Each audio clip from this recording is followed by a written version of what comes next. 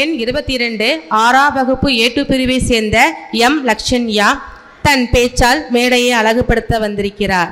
அனைவருக்கும் வணக்கம். நான் இங்கு குடும்ப உறவுகளை பாதுகாப்பதன் அவசியம் என்ற தலைப்பில் பேச வந்துள்ளேன். மனித உறவு என்பது உடன் பிறந்தோர், தந்தை தாயுடன் உடன் பிறந்தோர், மனைவியுடன் உடன் பிறந்தோர் என பல கிளைகளாக விரிந்து கொண்டே இருக்கிறது. ஒரு மரம் எப்படி புதிதாய் தினம் தினம் துளிர் விட்டு கொண்டே இருக்கிறதோ அதுபோல் உறவுகளும் புதிதாய் விரிந்து கொண்டே இருக்கிறது. புதிய உறவுகளுக்கு இருக்கும் மரியாதை பழைய உறவுகளுக்கு இருப்பதில்லை. பழைய உறவுகள் சிறைகள் போல் உதிர்ந்து கொண்டே இருக்கிறது. உண்மையில் பழைய உறவுகள் தான் நமது ஆணிவேர்கள். ஆனால் யாரும் மறைவாக இருக்கும் வேர்களை நேசிப்பதில்லை. புதிதாய் மிளிரும் தளிர்களையே அதிகம் விரும்புகிறார்கள். தாய், தந்தை, சகோதர, சகோதரி, மைத்துனன் இப்படி தவிர்க்க முடியாத உறவுகள் கூட இன்று விரிசல் விழுந்து கொண்டே இருக்கிறது.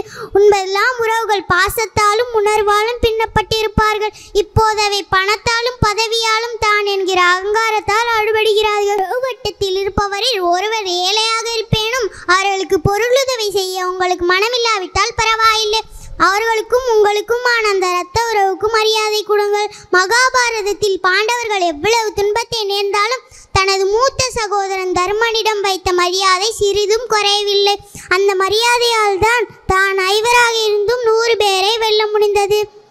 உறவு வட்டம் பெரிதாக இருக்கும் குடும்பங்களில் மகிழ்ச்சியும் மனநிறைவும் தானாகவே வந்து குடியேறுகிறது.